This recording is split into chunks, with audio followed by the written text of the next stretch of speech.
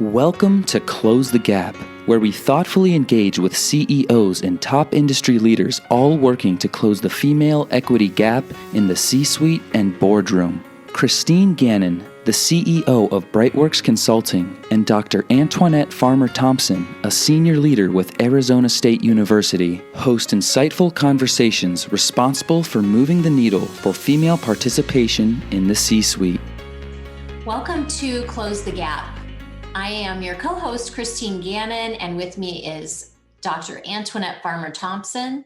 We are so excited to have two amazing guests with us today, Noah Ries and Kim Havens from Kahilla, a base camp for women on the rise, built by women for women. And they provide ambitious women and their employers with resources and community that they need to reach their peak and keep rising. They have an amazing vision, and how this came together is an amazing story. And so Kim and Noah, we're going to turn it over to you to share a little bit about who you are with our audience, as well as the impetus behind Kahilla. Welcome. Thank you so much. Thank you, Dr. Thompson and Christine. It's great to be here. Thank you for having us. Of course, of course. Now, you ladies have a phenomenal background, respectively.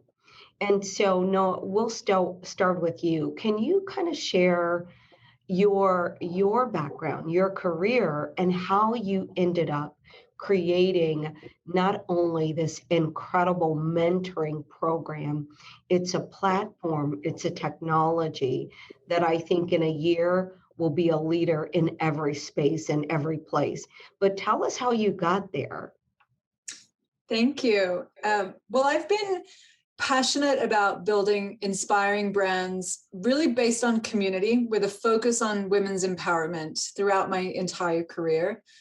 I have been an entrepreneur for most of my career. Prior to this, I was the founder of a women's activewear company. So slinging spandex, very different to what I'm doing now. But I decided to exit a company that I founded. I went through a Series A round of funding, and really found myself pretty miserable and unhappy. And in that adversity, I realized nothing happens in isolation. That bled into my personal life as well. And I just found myself really not happy and made a decision to exit this company that I had founded. I had investors, I had stakeholders, and I didn't have a network of women who could help me through that roadblock in my life with any sort of credible advice. And Google is a rabbit hole that we've all spent too many hours going down. And I realized that if I felt this disconnected and this isolated, there had to be other women like me as well. And so this light bulb went off for me. And Kim and I actually sat one day over guacamole in April a few years ago, just talking about what both of us were passionate about, what was next for both of us. And it kind of gave me the audacity to think that I could have a what's next, that I could have another chapter still. And I started thinking about how do I connect women to support one another through challenges, but also celebrate the wins in our lives and help in a kind of closed space for us to ask big questions, bold questions, and push ourselves collectively outside of our comfort zone. Kim and I were really connected by this deep passion for pushing ourselves outside of our comfort zone. And for me, it was, I live in Sun Valley, Idaho, which is a pretty small town.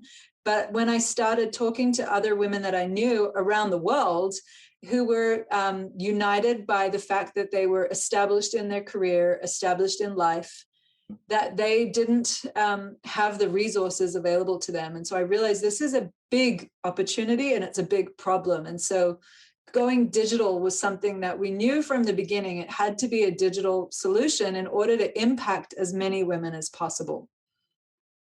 Fantastic. And Kim, would you like to share your background and really your thinking prior to launching? Sure.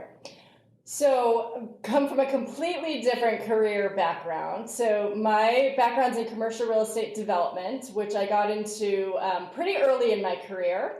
And, I found myself often as the only woman in the room. And so whether it was construction or finance, and even with the architects, I was still often the only woman around that table. And I kept wondering, why is this the case? What is it? One of the things that I knew about myself is I've always enjoyed pushing myself out of my comfort zone. So taking on that physical or mental challenge that just feels a little bit too hard. And so it's probably why I ended up in that job in the first place, where I was the only person around the table, woman around the table. And from there, I really did seek out, where can I find the women? How can I find more peers in the industry? How, there are some women here. How do I reach them through mentorship and sponsorship opportunities? And so I sought out and got very active in a commercial real estate women national organization, and ultimately in San Francisco ran that chapter where we're really focused on how do we get more women into top leadership positions. So from there, with that background of always wanting to challenge myself, when I met Noah, we, again, as she had described, we were talking about what's the next phase for both of us? What wasn't working before? What could we, do better? And what could this look like? And we started bouncing all these interesting ideas of community and learning and growing, and how would we create the biggest impact? And from that Kahilla came out of. And so really hoping to, bring the experiences, the challenging, the growth mindset to other women out there is what we're really doing at Kahilla. And it's very exciting that Noah and I were teamed up about 3 years ago is when this idea came to fruition. Well, congratulations. We've spent time, as you know, with your organization and are incredibly impressed with all that you've done and put together. And it continues to grow and expand and support so many women in the workplace. I want to jump to that for a minute, because I feel like that's a pathway really for women to come back to the workplace is Kahilla, is creating that workable environment, the future of work, for women and what that's going to look like. What are your thoughts on Kahilla and how that's creating pathways for women and supporting them during this pandemic, even post-pandemic, as they return to work? That's a great question. I think, for many women, the burden of being a caregiver just became too much. We saw, horrific statistics with 1.1 million people leaving the workforce in September 2020 alone, of which 80% of them were women. And before that, we were well aware of the fact that there was a glass ceiling for women. For women of color, it's sometimes an insurmountable concrete ceiling where they can't even get past that VP level. And yet what we know is that the workforce can't afford to lose women. They can't afford to lose women in senior leadership. And so for us, it's really, our content is centered around the mindsets and the skill sets that women need in order to rise, to become future-proofed leaders in this digital and dynamic world, but also to advocate for themselves and for others. So Kim, along those lines, I thought it pretty incredible when we visited with you, the number of women of color. And so as we think about what you guys are doing, providing content that helps with growth mindset and seeing things differently, can you share some of the surprises, some of the outcomes? You guys sent us some great information. Can you share some of the actual outcomes out of the work that's happened already? Absolutely. So you mentioned the women of color. We have a really amazing, diverse group of members and experts. And I wanted to point that out because we believe representation is unbelievably important. And so in our experts, we sought out when we launched Kahilla to make sure we had really diverse experts, so that's everything from executive coaches, academic speakers, and seasoned career executives that we interview. So bringing those high-level women in to show, hey, you can be here too. We've all gotten there. It might be a challenging road, but to really show that representation. And we're really proud to say that So a year ago, we were at 33% of our speakers were diverse, women of color, from all, differently abled, veterans, LGBTQ plus. And today, by June, so we're just a month out, we will be at 72% of our experts. And this is a very conscious effort to do that because it is so important. It makes our members show up. It makes our members feel stronger, feel bold. So that was one of our biggest takeaways and learnings in last year. We knew it was important, but we could see the difference in our members and how they grew by seeing more of themselves there. So can you share, that's fantastic. And can you share a little bit about the companies and how someone might come to know about Kahilla and then really kind of bring their company to get involved in Kahilla? Absolutely. So we work exclusively B2B, and part of the reason for that is we wanted to make the biggest impact. The companies we work for are predominantly Fortune 500 organizations. And, we've seen in the last 9 months or so, companies have really tripled their spend in the diversity, equity, and inclusion landscape. It's become even more necessary for them to make an impact here. We are actually one of the only solutions that sits at the intersection of talent management, learning and development, and diversity, equity, and inclusion. And the reason for that is that because we are a digitally native solution, we can democratize access to leadership development. As Kim mentioned, we have incredible diversity and representation of experts across the spectrum of race, identity, and orientation. And our executive sponsors are partnering with us because they see us as a way to augment the solutions that they have in place to have more people, underrepresented minorities, rise into positions of leadership, to advance their pipeline of underrepresented minorities into their organizations. What we know is that diversity is only part of the solution. Just recruiting for diverse talent doesn't really solve the problem. And so in order to really see equity in the corporate world, we need to advance and have equal opportunities for advancement. And that is something that Kahilla offers.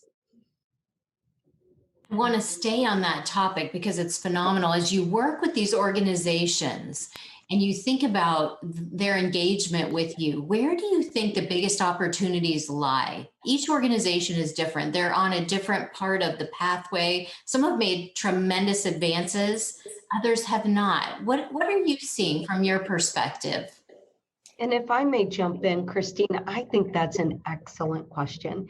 And you guys know you've been great partners. And in our book, we found that, right, Christine? There were companies that had strands of diversity. So they had a little bit of programming and not. So I'm quite interested in the answer to Christine's question. Well, we meet companies and their employees really wherever they are. So we work with, again, as you mentioned, companies are on this journey and their employees are on this journey at a whole spectrum, right? And so we can meet everybody based on our curriculum and programming and the understanding of what people are interested in, really where they are. And we have experts to do that. So that's the most important place, is that we just want to help everybody inch forward that next. So the way that we work with companies is when we partner with a company, we figure that out. Where are you today? Where are you failing? Where have you had your successes? And how can we partner, as Noah was talking about earlier, how do we complement what you are doing internally? Because of course, when we're working with these big organizations, we know they've got lots of solutions, often a lot of internal solutions. So seeing where Kahilla is the right fit, because sometimes we fit more on the helping them become a digital women's resource platform, right? For really helping them connect globally. Now we've got a great global group on, but bringing those offices together, making sure those women really know each other, and that's also across employee resource groups. So taking the women across employee resource groups, that's one aspect of Kahilla. The other is meeting them really and helping them through the allyship conversation and, focusing on how do we actually become inclusive. How do you have an inclusive team? How do you build an inclusive meeting space and like really have a brave space where people can show up, they can collaborate, they can come to better solutions because they have diverse thinking at the table. And then the other is just really pushing on that leadership. And I'll let Noah add here. Yeah, I will add that some organizations have been in the diversity, equity, and inclusion space for decades, and some are really new to this field of work and are just starting to recognize the imperative business case for investing in and focusing on diversity, equity, and inclusion. In some organizations, they have incredible gender equity, and yet when you dig under the hood, underrepresented minorities, specifically women of color, are very underrepresented, particularly in positions, senior positions of leadership. And so for those organizations, we work with them to identify their emerging leaders and specifically offer our program membership to our Kahilla program for women of color leaders in particular. And because of the fact that our experts are incredibly diverse, we see tremendous attendance and engagement from our members who see themselves represented aspirationally through the seasoned career executives and the stories of those women, and also through the subject matter experts across career development, psychology, financial empowerment, mental and physical fitness. And so they see themselves represented, and it's an opportunity for them to then invest in their own growth as well. Wonderful, wonderful. So if we were to ask you about a moonshot idea, and remember we adopted this or kind of stole it a little bit, right, Christine? We borrowed. We borrowed, thank you. We borrowed it from President Crow. I'm at Arizona State University, as you know, and our incredible president speaks of the moonshot ideas. So improving things 10 times versus 10%. So if you were to think about a moonshot idea that would improve equitable positioning for women in the C-suite and senior leadership roles, what would it be? And I'll give you a second to think about it because you are living and working it. And I know you've seen great results. So what's like a moonshot idea? I'm happy to start, and Kim, feel free to add any color. We are big fans of moonshot. In fact, when we first did our business model and business planning, we wrote down across all the areas of our business, what's the moonshot idea here? And within 12 months, we actually accomplished a couple of our moonshots. So we had to move the goalposts out. But really for us, I think a moonshot would be within the next decade to see 1 million members of Kahilla in positions of senior leadership across the corporate world globally. And with that in place, we believe we can transform the culture of the corporate world to be one that is more empathetic, more emotionally intelligent, more socially intelligent, and a more just place. Fantastic. I have nothing to add to that because that is our moonshot that is on the wall. So I'm glad you asked that question.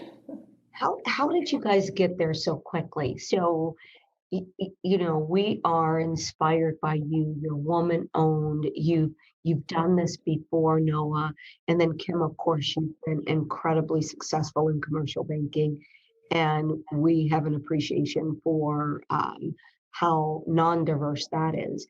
So how did you guys get there so quickly? Did you work 20 hours a day? Like what made you so successful? And Christine, I'm taking your time. I apologize. No, it's good. Great question. Well, I think it's actually strangely simple. Noah and I are really efficient. So we come from different backgrounds. We come from different cultural backgrounds, different career backgrounds, and something that we sought out to be, you know, we have very full lives. We've got children, we've got partners that we want to see. And so I think actually if we had been younger, maybe in our 20s, we probably would have worked 20-hour days. But instead, what we have done is we really structure our week, our day, our month, and we think a lot about what do we have to do? What are those big boulders that we need to move forward? What are things that we can delegate to others? What are things that actually, if we look at them, do not need to be done today? Maybe they're next quarter. And what really can be deleted. So one of our great experts, Angela Lee, talks about the 4 Ds: delete, delegate, delay, and Diminish. Diminish, that's it. So, and we really do that. So very much focused on being incredibly efficient with our time. And then when we're in conversation, is we like to hike or walk or run and talk. So pretty much every Monday morning, that is our Monday meeting, is we're out there moving and talking through big issues. What do we need to tackle? And it works so well for us. And it's really different than other, we are co-founders and co-CEOs, which is also very unique. Wonderful. Ladies, you've been phenomenal. You've left our listeners with some tremendous advice and recommendations, as well as considerations for leaders of organizations. So thank you. For people that are interested to find you and learn more about Kahilla, where can they do that? www.kahilla, KAHILLA.com. That'd be the best place. You can find our email, LinkedIn, everything is on that website. And for those of you who are wondering what Kahilla means, it actually means a community united by a common goal. It's a Hebrew word. I am Israeli. And for us, that common goal is being united with a commitment to become better humans. Love it. Love it. Wow, fantastic. Thank you so much, ladies. Thank you for having us. Thank you. Thank you for listening. You can find more information and connect with Christine or Tony at www.tffei.org or on LinkedIn at the Foundation for Female Equity and Inclusion.